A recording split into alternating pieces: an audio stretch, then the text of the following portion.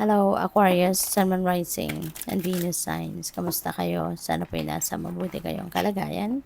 Welcome back po sa Star Tarot. At kung bago kayo dito, welcome din po kayo. Please subscribe, like, share my videos, and leave me a comment po kung naka-resonate kayo. Thank you. So, we have Two of Swords. Ayan, Aquarius. Mukhang meron kayong desisyon na kailangan gawin. There is a decision that you need to make, at this time. At maaaring maaaring naguguluhan pa kayo, no?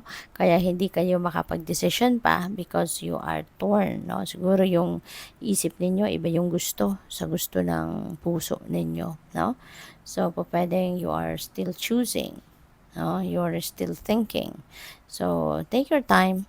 Okay? Take your time. Kasi kung tama na to sa panahon, no, talagang dadating at dadating yung point na may isip nyo na dito kung anong tama, kung anong dapat, no?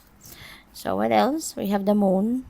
Ayan. So, now is not the time then to make a decision. So, sakto lang, Aquarius. Kasi, so, huwag kayong magmadali talaga. Kasi, pwede na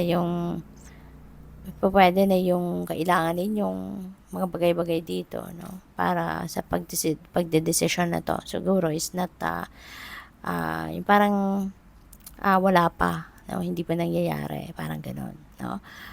Siguro hindi pa to kompleto, hindi pa to, ang tawag dito, hindi pa kompleto yung mga bagay-bagay na nakakailanganin ninyo rito, or pwede rin na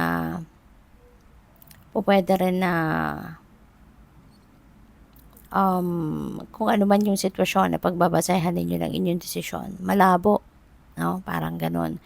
Kaya siguro yun din ang dahilan kung bakit hindi kayo nagde-decision pa or hindi kayo ready pa to make a decision, no?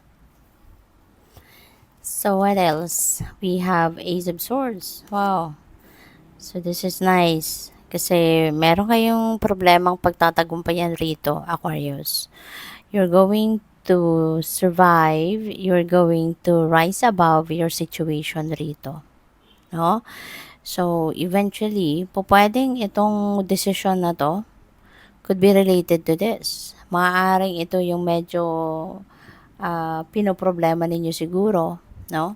But since nalalabuan kayo, since hindi ninyo ma-figure out, diba? Kaya hindi kayo nakakapag-desisyon pa.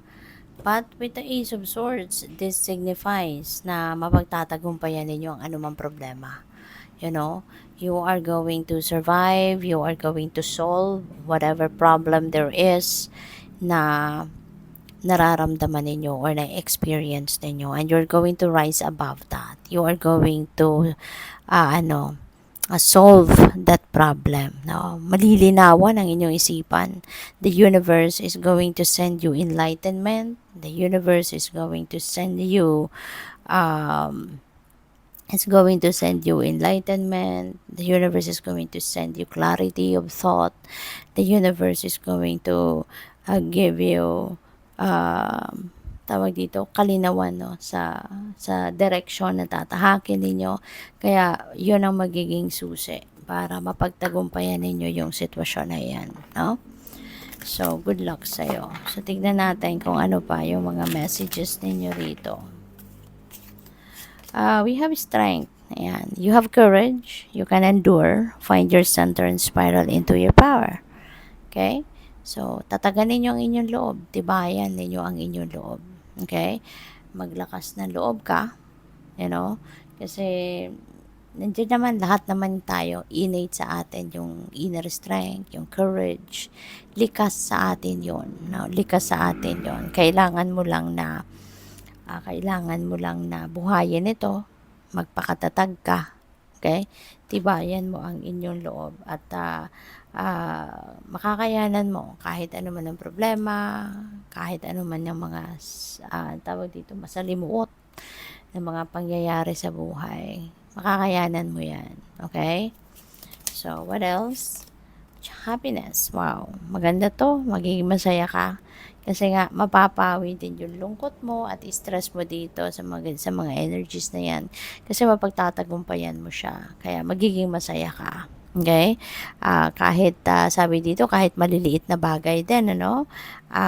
You need to learn to appreciate that as well. Maging masaya ka sa mga bagay-bagay, no? Maliit man o malaki, be happy. Alright? So, what else?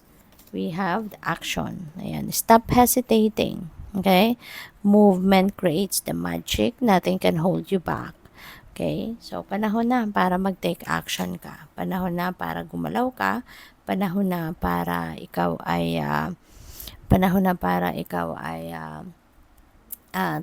it's time to get on your feet, no?